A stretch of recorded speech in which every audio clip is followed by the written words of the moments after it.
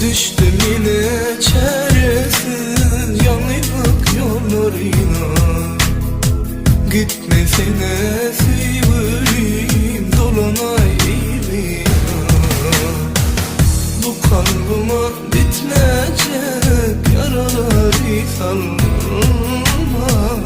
Gülüm senden ayrılmak ağır değirman, ağır değirman.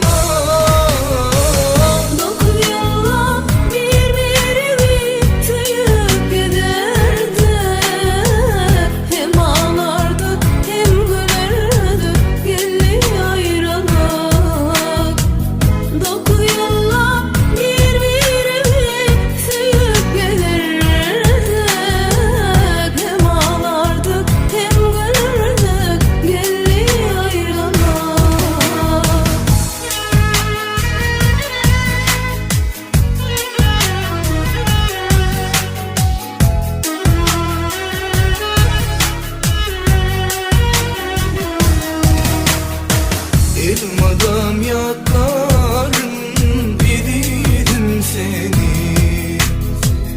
Unutma çok kolay da senin yar beni. Acal bunu gelinde alsa da canımı. Son kudimimde yarım yaklarım seni. Yaklayan seni.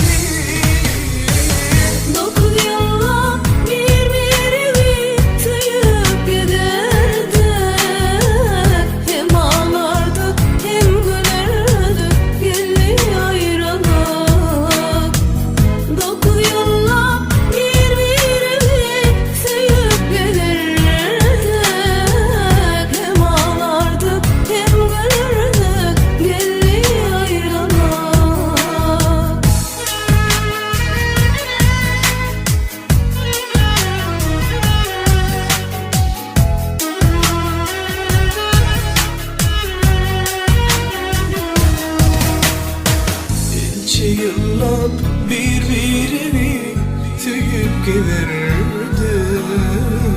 Hem ağlardı hem gülürdük gelli ayrılık.